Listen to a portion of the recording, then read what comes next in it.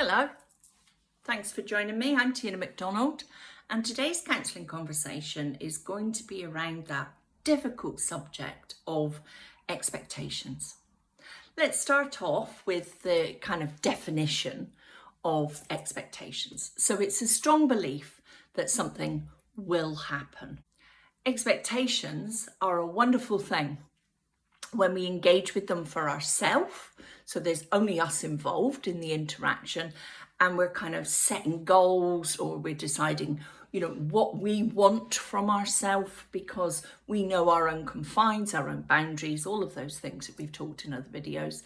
And it's about, what we can do with us, our expectations of that strong belief that something will happen, based in fact, based in realistic possibilities.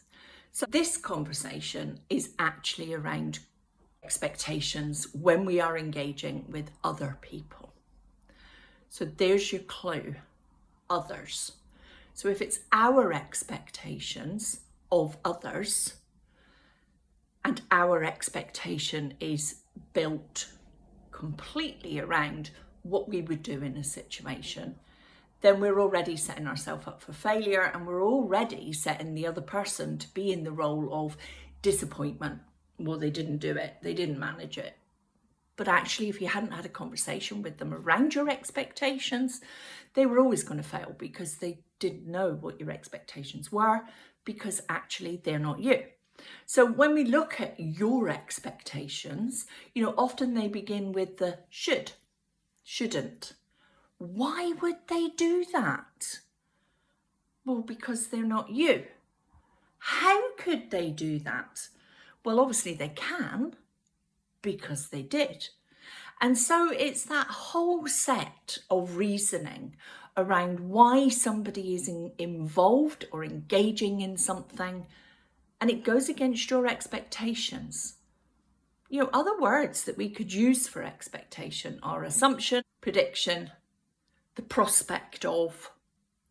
The word assumption's not a great one when we're using it with other people. We're going to assume that you're going to do something you don't know, and we haven't discussed, and you're not inside my head, but hey, I'm going to be disappointed when you don't manage to do all of those things. So by managing our expectations, now you'll notice I use the word manage, not lower. So we are not talking about lowering our expectations when we involve ourselves, but we're talking about managing our expectations when we involve others. So our starting point is not the mirror, it's not us. It's recognizing that we are managing an expectation around what somebody else might or might not do. In their world, in their words, in their opinions. And so our managing of those expectations around others is including the other. That's a good starting point. They're not me. And so how will everyone live up to my expectations if my expectations are only about me?